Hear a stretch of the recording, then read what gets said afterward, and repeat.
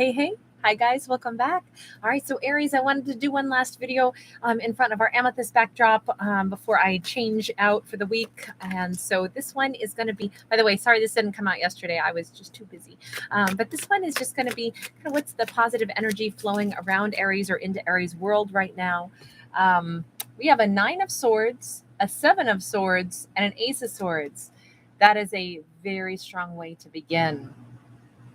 The big message here is the positive energy flowing into Aries life is that all the stress that they had surrounding something that they either felt like someone was untrustworthy about, or that they themselves were concerned they were, giving themselves a boatload of illusions, wishing for something that wasn't really logical to try to call in to one's life.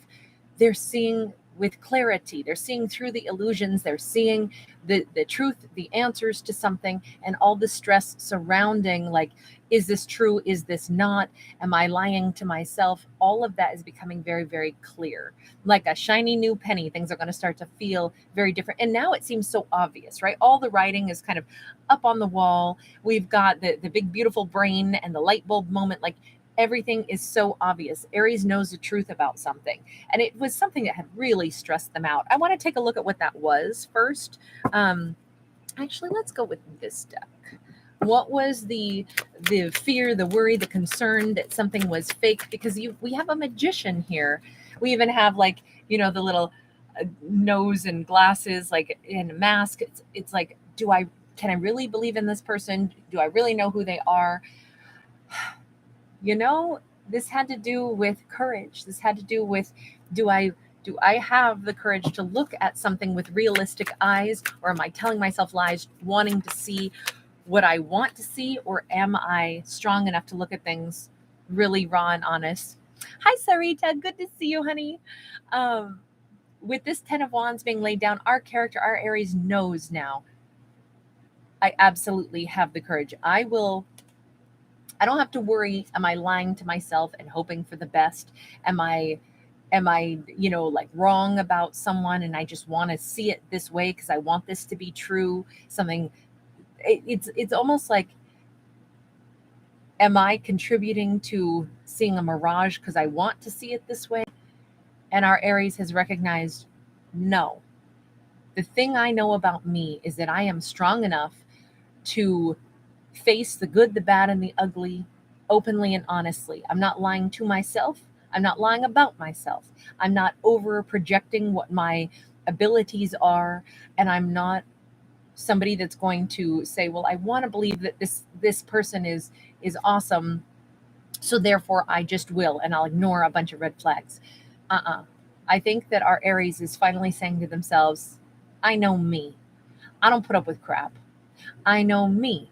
When I see somebody that I think I want to get to know them better, my intuition is going to tell me whether or not I should keep giving them more of my time, whether or not I think that this could go the distance. And if my intuition says no on something, I'm going to be able to listen to that too. So I don't have to be full of concern and trepidation. I almost feel like this is Aries at the beginning of getting to know someone, and they're like, oh, is this a good idea? And then the Aries is like, bam, of course it's a good idea, because I always hold the power. When I see things or notice things that I don't like, I'm not going to sweep it under the rug. I'm not going to look at somebody with rose-colored glasses. I've been down that road before. I've learned how to evaluate things fair and square now. Hi, Steve. I haven't seen you here in a long time. Hello. Hi, Jamie. I'm glad you're here. We've got the Moon and we got the Knight of Swords. If there's something that I don't like, I'll run the opposite direction. If I feel like somebody's lying to me, I will split. But on the other hand, I'll never know unless I just push forward and see how this whole thing's going to go. I think we've got a very bold Aries who is relying on their instincts, their intuition. By the way, we do have Leo and we do have Pisces here, but they are actually saying, full steam ahead. I'm going to find the answer to this. Is this someone that I want to trust? Is this a situation that I want? Sorry, guys. I don't have pierced ears, so don't freak out anybody. I have only clip-ons. I don't have pierced ears. Sometimes people will get grossed out if they think I'm messing with an earring. And it's like, they're just clips. It's not that yucky. But my earrings have been popping off all day. I feel like if our Aries is just going to go ahead, look at this Page of Cups. They're going for it. This is a brand new start. I think that this is a new start with someone, that it's an emotional. Is Aries hoping that this works out? Probably. They would like to receive an offer. They would like to experience or explore some kind of what could turn out to be a tidal wave of emotions, something huge, something wonderful, or something devastating. But the bottom line is, I won't know how it's going to go until I just give it a chance. And I think Aries is allowing themselves to say, I want to see where this goes, because I actually would like the best possible outcome. So I'm going to open myself up to this experience. I'm going to admit that I want this. I want this to be good. But I'm also strongly aware that if I need to vacate the premises on on the double, I can do that too. I'm not going to lose myself to something and not see red flags when they're staring me in the face. I think our Aries is a pretty good judge of character, and I think that's what they decided to fall back on. We got a 5 of Swords and we got a 10 of Pentacles. They are not a fantasist. They are absolutely limiting their expectations while still being genuinely open enough to give this thing a fair shot. Right now, because of that Page of Cups, this could be that someone is coming in to say sorry to Aries, and Aries wants to believe that maybe they are different, or that they've changed, or that they're sincere. And there's a part of them saying, is this just a bunch of bunk? And then the other part of them says, look, people can change, people can grow. And if I actually want to allow space to see if things have changed, I have to actually give it a fair shot. But it does not mean that I invite somebody into my bank account and give them, the keys to my house, and I, have this fantasy suddenly that because they came in and said one right thing, one I'm sorry, that now I can bank on them being a person that I retire with and, have grandkids with and all of that. I don't have to go that far as to projecting all kinds of excessively positive outcomes. I simply need to take it one baby step at a time. This Aries wants to take it one baby step at a time, instead of block blessings, instead of jumping to conclusions. But on the opposite end of the spectrum, nor are they going to say, okay, because I want this to work, now I'm just going to be like, I'm totally blinded and I'm just like cheering and jumping up and down saying, this is so perfect, everything is going to be perfect. Nope. Our Aries is a freaking realist. Remember, new beginnings are possible, shiny new penny, but we never stop using our logical brain. We never stop looking at things, evaluating things, determining. Hi, Jerry in Chicago. Wonderful to see you. Carlos, good to see you in the house. We've got the Queen of Pentacles. We've got a 7 of Swords. We've got a 5 of Wands. I just did a bonus general message where we had the whole storyline was about a 7 of Swords person that kept trying to plant negative ideas in somebody's mind, and our character really needed to insist on rejecting other people's opinions and their negative impact and their like a saboteur's energy. And I'm gonna say that it's weird. I don't usually get stories about lots of lies and things like that, because I'm always in my stories, I'm always looking for like the simplest, most underlying motive and cause and effect patterns instead of like lies and truth. But in this, we see lies coming up twice. And I wonder if, it's really important to be able to hear one's own ideas, one's own wishes, hopes, and dreams, and keep them, keep ourselves accountable. But it's also important to be able to identify that people can lie to themselves, that they don't mean to be a liar, pants on fire, but they'll overstate their own abundance. They'll overstate their own abilities. Kind of like, let's think of it in a job interview, right? Two people could be lying. The owner of the company could be saying, my company has had this much growth and we're going to be doing this by next year. And they're like nowhere close to be able to hiring some really amazing talent for something that their company's not ready to do yet. So they could be blustering. Meanwhile, the person sitting there as the interviewee, they could have put together a resume that totally overstates their proficiency in certain things. So both people could be overstating their potential. That's kind of what this is reminding us of. I feel as if the fact that lies have come up twice now and conflict, this makes me wonder if the person Aries is dealing with could be an earth energy, doesn't have to be. They may want to give. They sincerely want to give. They're in divine feminine energy. They want to nurture, whether they're a masculine or a feminine. But it doesn't mean that what they believe they are here to give to the Aries is necessarily going to materialize.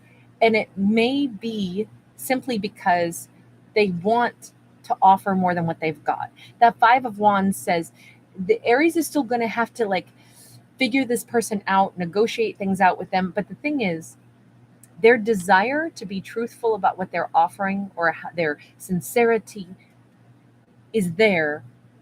But bear in mind, they may still be appearing with a bolstered resume. It's the best way I can say that. Now, this seems like, and maybe this is all about business. Maybe this is somebody who is insisting that they can do the job, they can learn anything that they need to because they really want to work for Aries company. And Aries is like, do I let this person in? I can see that they really believe that they could do this if given the opportunity. But what if they tend to have a little too high of expectations on how easy it's going to be to get there? I need to tell them the truth about how hard it could be. Listen, if you want to work for my company, you're going to have to do this, and this. You've got, 5 months of training first. It's going to require a ton of effort on your part. I want to give you an opportunity, but I also am trying to define whether or not I think you could go the distance. Now, say this is about romance, which is how we've been reading it all along. Same thing. It's like this person may really genuinely want to be with Aries, but Aries is also aware they may or may not necessarily know what it takes to go the distance. If they have not been successful with Aries in the past, even though they truly want to make a run of this and make this work this time, Aries has to look at it with, like the stark reality of myself and this person. If we choose to interact, we may have a lot of conflicts that we're going to have to work through. Am I game to do that? Because I think I already know this person is sincere about wanting to work things out with me. I want to work things out with them. But do I think it's going to be an easy walk? It isn't. But look, if there's emotion here, if there's love, they always say love conquers all. If there's a sincere desire for a relationship to work because there is like, I'm willing to learn in order to be able to be in a connection, then this could work. Love conquers all. But that's only if both partners are open to the fact that it's going to come with some struggles. I don't know if the person Aries has dealt with, maybe as much as they want to be grounded and settled and stable, maybe they've never had a stable connection that lasted before. Maybe they've never had a stable home life. They really want to do this, but their concept of what it's really going to take could be very far off the mark. But if there's the genuine love, which is what it says there is here, then this could work for these characters. As I always say, I'm a fictional storyteller. I don't predict how anybody's life is going to go. Well, I'm not a psychic. I wish I was. I don't have that ability, though. I have the gift of storytelling. So my stories are always for like the thought-provoking, contemplative messages that come out. And I feel like this had a lot of contemplative messages, right? How do we find truth? How do we know what we're hoping for versus what's a mirage? How do we know what's possible until we really give it a shot? But do we genuinely believe that this could work? Is there enough emotion there? Do we believe in someone else's commitment and their real emotion? It's a lot to sift through. But there's a piece of this where the Aries keeps saying, but the only way I'll know is if I give it a whirl. T, thank you, sweetheart. You are so beautiful. Thank you. What a beautiful gift. I appreciate that so much. I appreciate all of you guys being here also. Thank you, everybody. No, I really like the fact that this is a realistic vision of what it takes to make something work. It takes effort, and we're going to fumble, and it's going to be a bit of a struggle. But if there's a real desire, and there seems to be for both characters, absolutely this could still work. I don't know. I liked the sincerity of this, and I liked the fact that it wasn't rose-colored glasses, and it's not, oh, this person's coming in, they're totally changed, everything's going to be wonderful. Because honestly, those stories I kind of roll my eyes at when it's like, oh, sure, everything's great now. We'll never have to work on anything again. And I just go, I don't know who's lucky enough to have that storyline, but it ain't me. I liked this one because I feel like it's a lot more realistic for our characters, for the struggles, for the contemplative ideas, but also for the real potential for things to work out. So I'm going to leave that one there. Thank you, guys. Jessica Reels, good to see you in the house. Thank you again, T. You are such a sweetie pie. Thank you. Steve, it is delightful to see you as always. Hi, Emily. Chandra, hello, hello. I'm glad you caught your first live with me. That's wonderful. Hi, MC42. Always good to see you. Brad Craft in the house. Very nice. Hey, Tammy. I'm glad you made it, honey. I'm going to do a couple of others. Aries K. Webb. Awesome to see you. I'm going to do a couple of the other Zodiacs live today also. I think I'm going to, I want to say it's Scorpio that's next, and then a Fucus, and I think I still have Pisces and Cancer. So I'm going to try to get through all those. Some of them might come out late tonight. I got to kind of wait and see how my schedule runs, but I'll see you guys in those next ones. All right. Thanks for being here, everybody. Bye for now.